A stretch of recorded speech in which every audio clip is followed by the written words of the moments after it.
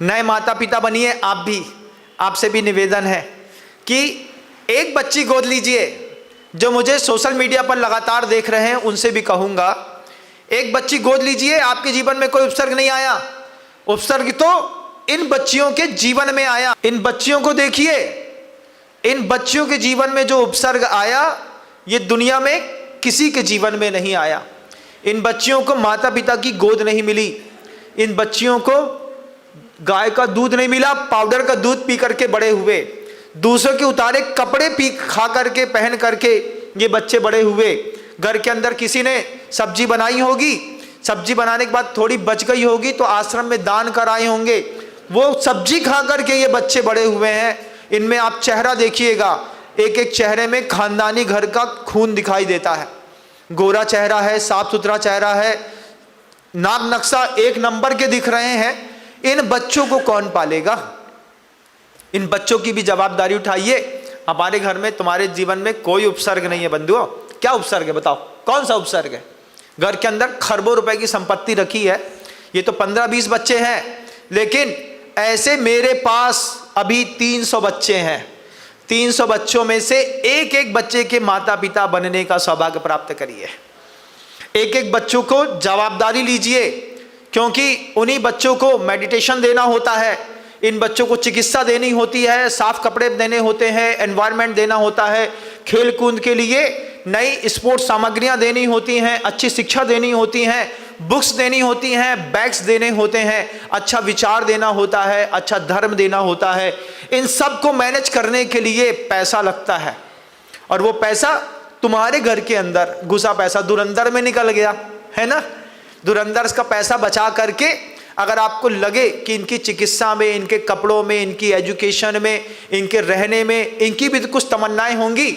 कभी इनका भी तो मन करेगा कि एक टॉफी हमको भी खानी है, एक बार क्रैकजैक हमको भी देखनी है। उसको कौन देगा?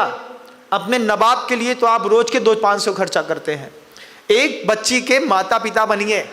स्क्रीन पर नंबर होगा, बच्चियां कहाँ पढ़ेंगी, कैसे पढ़ेंगी, ये सब मैं देख रहा हूं, क्योंकि कहाँ पर क्या पढ़ाया जा रहा है आप मुझसे पूछेंगे, हम आपको उसका फोटो भेज देंगे, आपकी बच्ची का पैसा किसको लगा।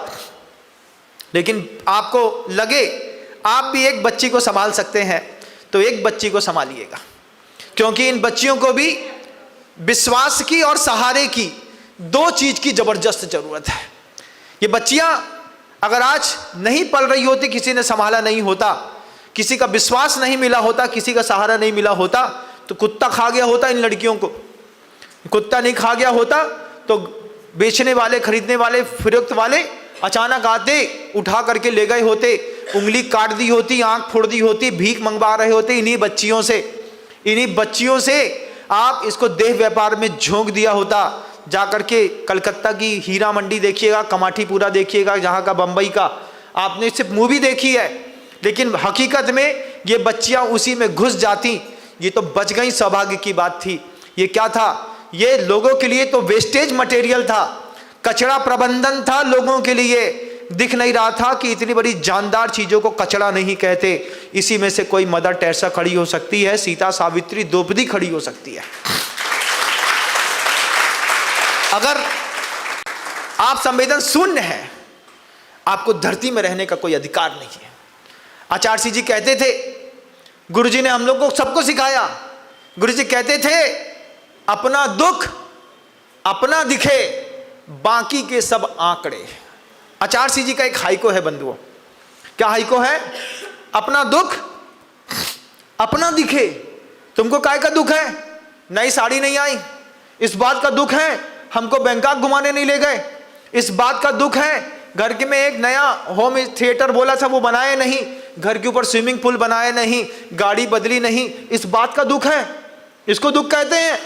जीवन की जद्दोजहद में पड़ी हुई 300 बच्चियां हैं, चिन्हित कर ली गई हैं। अगर आप ईमानदार हैं, दूर तक मुझे सुन रहे हैं, आपको लगे कि मेरे ऊपर भरोसा है कि महाराज सही बात कह रहे हैं, स्क्रीन में एक नंबर चल रहा होगा, उसमें फोन करके एक बच्ची के 8 साल के माता पिता बनने का सौभाग्य प्राप्त करिएगा।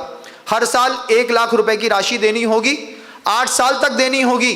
बच्ची को 12th क्लास तक पढ़ाएंगे, उसके बाद आपकी दी हुई राशि में ही इन्हीं बच्चियों को कॉलेज की पढ़ाई के साथ खानदानी घरों में विवाह तक की जवाबदारी जो संस्था उठा रही है, वह संस्था में आप भी सहयोग करिए। नंबर स्क्रीन पर आपको नीचे दिखाई दे रहा है। जो लोग यहाँ सुन रहे हैं उनको मैं दिखाई दे रहा हूँ, इनको संभालिए, आपकी जवाबदारी है।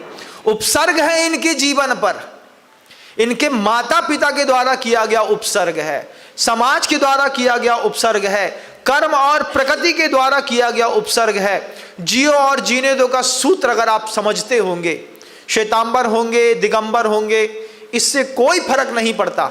लेकिन अगर आप जियो और जीने दो का सूत्र समझते हैं, परस्पर उपग्रहो जीवा नाम का सूत्र समझते हैं, अगर आपके अंदर भी माँ की ममता है, करुणा है, दया है, तो एक बच्ची की जवाबदारी उठाइए। जय जिनेंद्र, अगर आपको मेरी वीडियो अच्छी लगती है तो प्लीज़ मेरे चैनल को सब्सक्राइब करिए, लाइक करिए, शेयर करिए। इसी तरह से अपना प्यार मुझे देते रहिए।